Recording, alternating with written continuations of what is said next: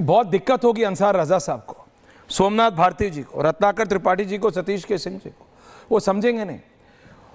आप देखिए सतीश के सिंह जी, अगर सड़कें बनी नहीं होती हैं, आपको याद है, मैं कैसे नाम भूल रहा हूं, वाजपेयी जी की सरकार में Sudhanshu ji road and transport minister, Khanduri sahab, general Khanduri साहब, सड़कें बननी शुरू हुई।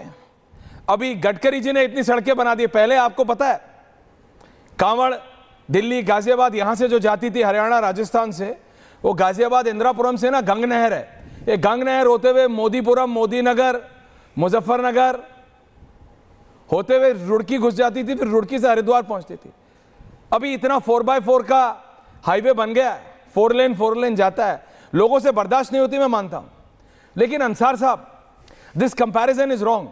और विकास की तुलना में यह बोलना कि देखो ये तो सिर्फ कांवड़ यात्रा का विकास किया है और कुछ विकास नहीं किया, this is just in principally wrong. तुलना ही नमाज और कांवड़ की गलत है, और यह कहना कि कांवड़ यात्रा बड़ी हो गई है, कांवड़ बड़े हो गए हैं, यह है विकास भारतीय जनता पार्टी का, यह कैसे सही है अंसार साहब?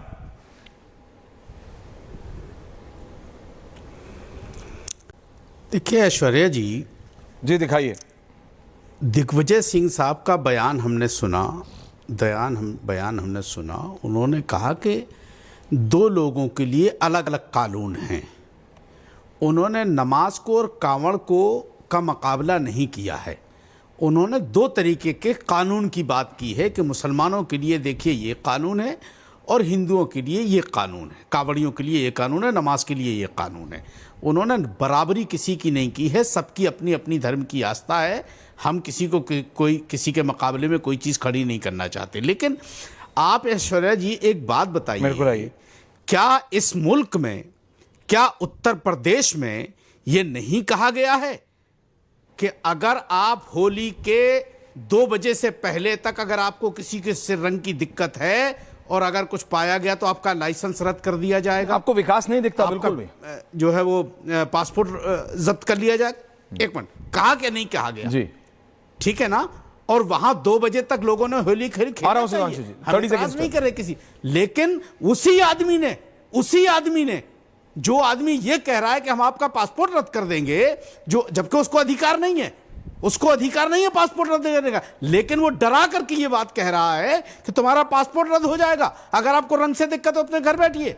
दूसरी चीज, अगर दिल्ली में एक आदमी ने जगह की कमी की वजह से अगर रोड पे नमाज पढ़ ली है तो पुलिस वाले जूता मारेंगे, उसको लात मारेंगे। हम कह रहे हैं कावड़ खूब निकले, उनकी हिफाजत होनी चाहिए, उन्हें जगह देनी चाहिए निकलने के लिए। लेकिन अगर आप शासक हैं तो आपके लिए दोनों लोग बराबर होने चाहिए। अगर आप कावड़ियों पे फूल बरसाते हैं, अच्छी चीज है, तो अगर नमाज हम रोड पे पढ़ रहे हैं जगह की कमी की वजह से, तो हमें कम से कम फूल ना बरसाओ, सुकून से नमाज तो पढ़ने दो।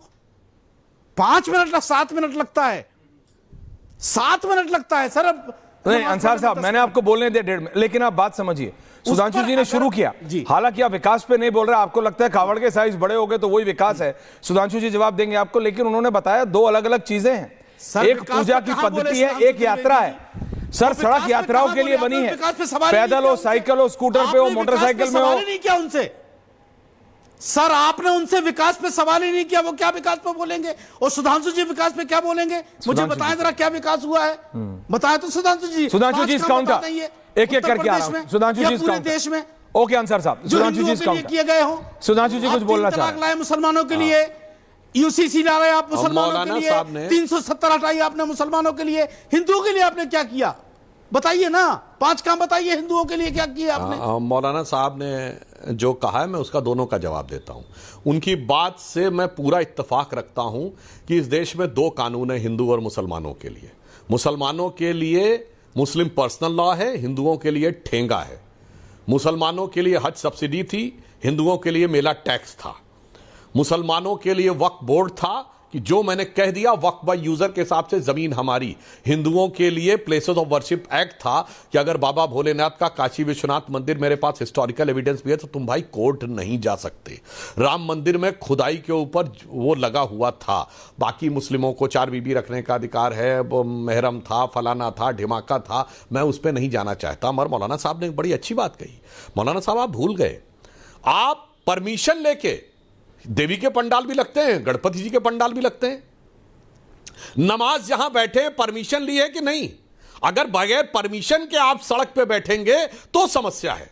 परमिशन, और आपके मुंह से क्या वर्ड निकला कि अगर जगह की कमी है। मैं दर्शकों से कहना चाहता हूं, वक्फ बोर्ड के पास 39 लाख एकड़ जमीन है। मैं फिर कह रहा हूं 39 लाख एकड़ जमीन है, जो पूरी दुनिया में सबसे ज्यादा जमीन अगर किसी देश के वक्फ बोर्ड के पास है। अगर हिंदुस्तान के सारे मुसलमान बैठ जाएं नमाज के लिए, तो 39 लाख एकड़ जमीन नहीं कब्जा होगी भाई। यानी आप उसमें से बच्चों को, बुजुर्गों को हटा दे। सोचिए, इतनी जमीन होने के बाद कहना कि हमें सड़क पे, और मैं कहना चाहता हूं आप तो कहीं भी बैठ के नमाज कर सकते थे ना, बिल्कुल नियम की बात है। आप पार्क में कर सकते थे, आप अपने ईदगाह में बैठ के कर सकते हैं। अच्छा, उत्तर प्रदेश में सर, एक मिनट, सरकार ने बोला है, पार्लियामेंट्री अफेयर्स मिनिस्टर ने फ्लोर ऑफ द हाउस पे बोला है, बता सकते हैं मौलाना साहब, हवा में नहीं बोल रहा हूं। संसदीय कार्य अल्पसंख्यक मंत्री ने संसद के सदन में सरकार के द्वारा वक्फ बोर्ड की 39 लाख एकड़ जमीन आज है। और यह भी मैं बताना चाहता हूं, मोदी सरकार में इस एक्ट का दुरुपयोग करके 22 लाख बढ़ी है। 1913 में वक्फ बोर्ड का एक्ट आया, 2013 तक 17 लाख एकड़ थी, फिर 21 लाख कुछ हजार एकड़ मतलब आप मानते हैं, मैं पूछना चाहता हूं मोदी सरकार का 39 लाख एकड़ के बाद सड़क के ऊपर नमाज चाहिए, ये फंडामेंटल अंतर है। मगर एक मिनट सुधांशु जी, सर आप बोल रहे थे, मैंने डिस्टर्ब नहीं किया था, आप बात लॉजिक पे बात कीजिए। आप नहीं ऐसा नहीं, आप गलत। अरे मैंने तो फैक्ट कोट किया है, कहां भाषण बोला भाई? नहीं करके नहीं निकल जाएंगे। मैंने तो मुसलमानों के 6-7 बताए जो उनको मैं चैलेंज करके पूछता हूं, बताइए सर, उनके लिए अलग कानून है भाई। एक एक करके प्लीज। माननीय गृह मंत्री ने, एक मिनट, एक करके बोलिए, अपना टर्न का इंतजार करिए मौलाना साहब ने। मौलाना साहब अपने टर्न का इंतजार करिए। सर एक मिनट, सर मैं इंतजार कर रहा हूं, पहले सुन लीजिए आपकी बात को काउंटर। माननीय गृह मंत्री साहब ने पार्लियामेंट में कहा कि एनआरसी किसी का बाप नहीं रोक पाएगा, और रामलीला मैदान में प्रधानमंत्री ने कहा कि एनआरसी की कोई बात नहीं हुई है। अब बताइए किसकी बात सही है, प्रधानमंत्री की या अमित शाह की? बोलिए आप, अभी बताइए, अभी मैं दोनों बयान सुनवा दूं आपको। सुनिए, हाँ अरे दोनों नहीं, मैं तीसरा बयान भी बताता हूं मेरे भाई, पूरी जानकारी लेकर आया करिए मौलाना साहब।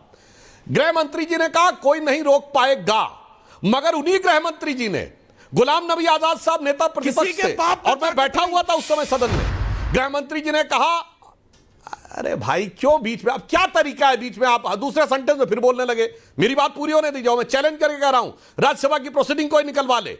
गृह मंत्री जी ने कहा अभी एनआरसी कोई लागू नहीं होने जा रही, एनआरसी की कोई। फिर सुनिए, गुलाम नबी आजाद साहब खड़े हुए, उन्होंने कहा सरकार के पास कोई एनआरसी की अभी योजना है?